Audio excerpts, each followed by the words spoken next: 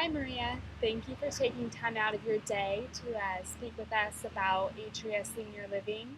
We understand that your schedule is very busy, so thank you. For the first question, could you please tell me about yourself and your position at Atria Senior Living? Absolutely. So I have been at Atria for a little over 8 months now. Originally, I started as an activities coordinator. I moved home from college at the end of last summer, pretty much. Graduated from UCSD and thought I wanted to pursue a career in psych, but became a little uncertain after working in the field and doing research.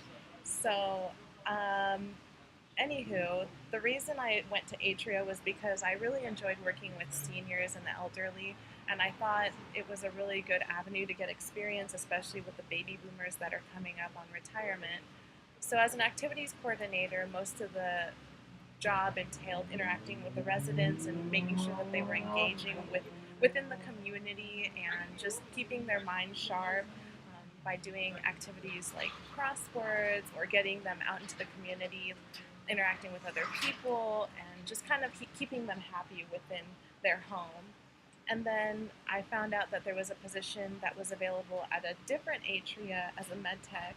And that really sparked my attention because I had been considering pursuing nursing school in the back of my mind. And I felt like it would be a good avenue to start building the rapport as far as, getting along with residents, getting familiar with the medications, and also just building the connections with pharmacists and doctors and families and all that good stuff. So that's kind of how I got into this med tech position, which is my current position.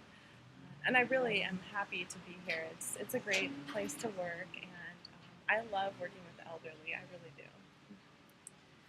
So, can you please describe in detail why you're interested in the job, besides, you know, the desire to work with the elderly? Yeah.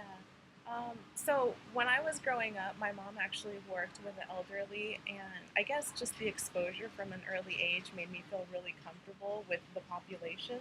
So I enjoyed giving them the time and attention that they deserved. I felt because a lot of the time, you know, seniors and just elders in general are on their own or just put into facilities, and they're not getting the respect and time and attention I think they really deserve.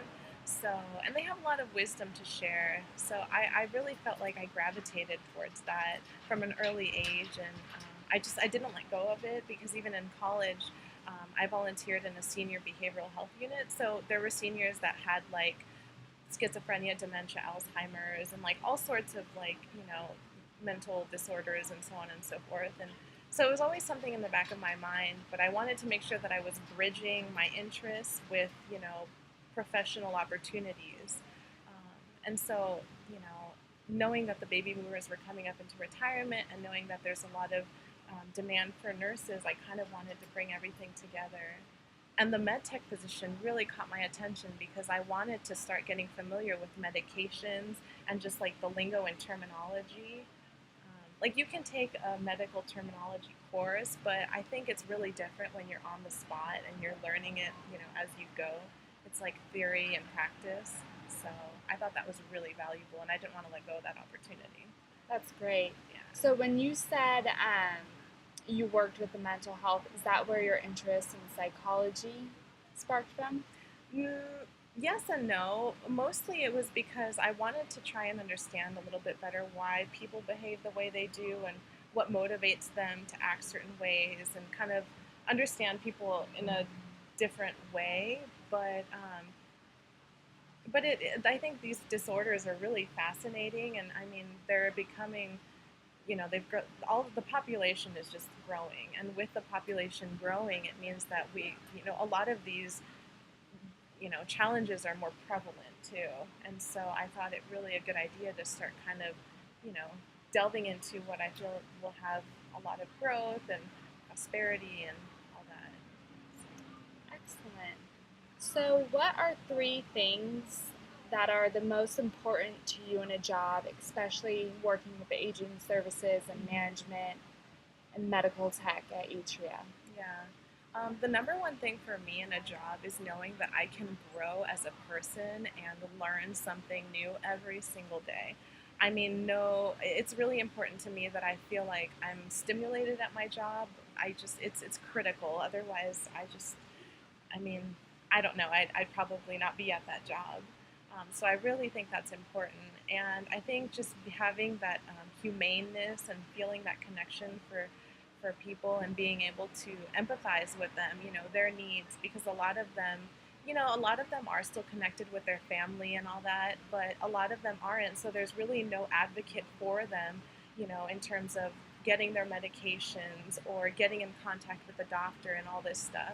So in a way, it's like it's our job to make sure that we're the voice for them, for whether they are, educated or not, and all that good stuff. So I think that's really important. And the other part I think that's most important is the ability to just kind of bounce back from different situations. You have to be flexible and have the ability to kind of adapt and bounce back and go from one scenario to the next. So I think it's really fluid, and it helps to be able to just kind of go with the flow and take things as they come, but also to be, to make sure that you're ready to take on whatever comes next. So, working with seniors, you often deal with conflict between care or conflict with elderly abuse. Can you give us an example of maybe something that you've experienced working at Atria? Yeah. Well, as of yet, thankfully, I haven't had any bad experiences as far as like seeing any abuse or anything like that.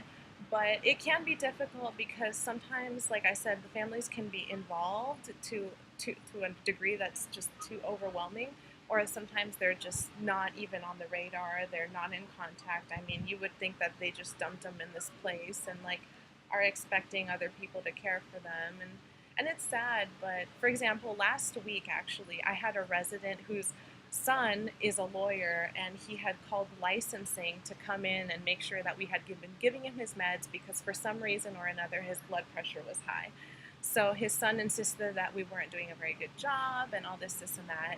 And so my boss, my superior, my supervisor had already informed me that, to kind of tread lightly when it came to this family member. And fortunately, I hadn't had to deal with him over the phone or anything like that. But sure enough, last Thursday, we had an emergency early on in the morning. So it set my schedule back for the remainder of the day. So he actually didn't, he was supposed to get his meds at 8 o'clock, and he actually didn't get them until around 10. And that was when I went to his room. And incidentally, when I got there, his son was there in the room with him, the one that I had heard was very difficult. So initially, I was kind of thrown aback and a little nervous because I thought, okay, this guy's ready to just, jump the gun at any potential error or whatever. But, I went in there and I was as composed and professional as I could be. I gave his dad his medications, and he had eye drops and a cream, an ointment that went in, his like groin area. And so what I did was before I even, went to put the cream on, I asked the father, I said, would you like me to come back to put this cream on because I see you have a guest here? And obviously it's a private area.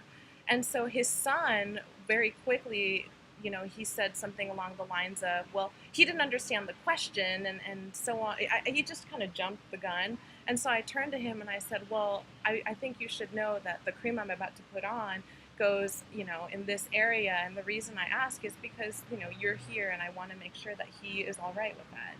And so the son very quickly said, oh, well, you can go ahead and do it. And in my mind, I thought, well, you may think so, but this isn't your room, this isn't your space. So once again, I asked the dad, and the dad was like, yeah, that's fine. So, we went on and we continued, and the son asked me questions about the medications, and I answered them. And, I was happy to find out that he later spoke with my supervisor, and she said that he spoke really highly of me and said I, handled the situation well. But, sometimes with family it's intimidating because they're right there, they're watching your every move, and they have a right to. And I think, more power to him for being involved in his dad's life like that. But, it's like it's a very watchful eye. Right. And often you see Like you said, family members just drop them off and Yeah. expect the care to be done. And there is some negligence that does occur. Yeah. So, in a way, you do have to give the son a little pat on the back for checking up on his dad and Totally. Yeah. whatnot. Definitely. So, real quick, what are some types of personal characteristics that are necessary in the field of gerontology? I think in dealing with seniors, you have to be a really good listener. A lot of the time they have things to say that may be relevant or not relevant. So, it's just good to kind of at least give them the respect and then feel like you are actively engaging and giving them your attention. So, I think that's really critical. And, I think that's really the biggest thing. And following through with what you promise them, because I think that a lot of them are used to a lot of, I'll get back to you, or, I'll get to that, or this and that. And I personally find that the more you deliver for them, the better they'll feel about working with you and all that. So, And lastly, is there anything that I missed you'd like to share with the USC gerontology class? nothing really comes to mind in this particular moment, but I think that it's um, it's really a population that we should be devoting a lot more time and attention to.